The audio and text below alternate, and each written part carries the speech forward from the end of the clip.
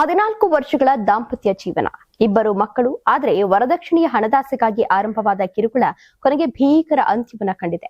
ಹಾಸನ ಜಿಲ್ಲೆಯ ಚನ್ನರಾಯಪಟ್ಟಣ ಪಟ್ಟಣದ ಕಂಚಗಾರ ಬೀದಿಯಲ್ಲಿ ನಡೆದಿರುವಂತಹ ಈ ಘಟನೆ ಸ್ಥಳೀಯರಲ್ಲಿ ಆಘಾತವನ್ನ ಮೂಡಿಸಿದೆ. ಕೊಲೆಯಾದ ಮಹಿಳೆಯನ್ನ 34 ವರ್ಷದ ಗುಲ್ಶನ್ ಭಾನು ಎಂದು ಗುರುತಿಸಲಾಗಿದೆ. ಮೃತೆಯ ಪತಿ ಸೈಫ್ ಅಲಿ ಖಾನ್ ವಿರುದ್ಧ ಕೊಲೆ ಆರೋಪ ಕೇಳಿಬಂದಿದೆ.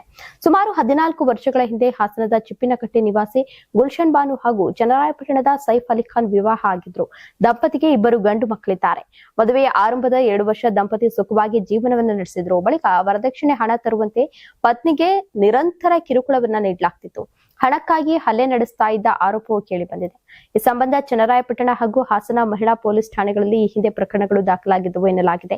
ಹಲವು ಬಾರಿ ಕುಟುಂಬಸ್ಥರು ರಾಜಿ ಪಂಚಾಯಿತಿ ನಡೆಸಿದ್ರು, ಪರಿಸ್ಥಿತಿ ಬದಲಾಗಿರಲಿಲ್ಲ ಎಂದು ಆರೋಪಿಸಲಾಗಿದೆ. ಇನ್ನು ಮಗಳ ಸಂಕಷ್ಟವನ್ನ ನೋಡಲಾಗದ ಪೋಷಕರು ಅಳಿಯನಿಗೆ 50,000 ರೂಪಾಯಿ ಹಣ ಹಾಗೂ ಒಂದು ಆಟೋ ವಾಹನವನ್ನ ನೀಡಿದ್ರಂತೆ. ಆದರೆ ಬಳಿಕ ಆ ಆಟೋವನ್ನ ಸಹ ಮಾರಾಟ ಮಾಡಿದ್ದಾನೆ ಎಂದು ಕುಟುಂಬಸ್ಥರು ಆರೋಪಿಸಿದ್ದಾರೆ. ಮೇ 28ರಂದು ಹಬ್ಬದ ಖರ್ಚಿಗೆ ಹಣ ಬೇಕೆಂದು ದಂಪತಿಯ ನಡುವೆ ಜಗಳ ನಡೆದಿದ್ದು, ಈ ವೇಳೆ ಜಗಳ ತಾರಕಕ್ಕೇರಿ ಪತ್ನಿಯ ಮೇಲೆ ಹಲ್ಲೆ ನಡೆಸಲಾಗಿದೆ.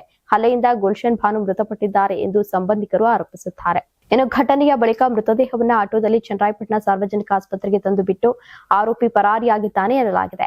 ಆಸ್ಪತ್ರೆಯಲ್ಲಿ ಮೃತದೇಹವನ್ನ ಕಂಡ ಸಂಬಂಧಿಕರು ಕುಟುಂಬದವರಿಗೆ ಮಾಹಿತಿಯನ್ನು ನೀಡಿದ್ದು, ಬಳಿಕ ಪ್ರಕರಣ ಬೆಳಕಿಗೆ ಬಂದಿದೆ.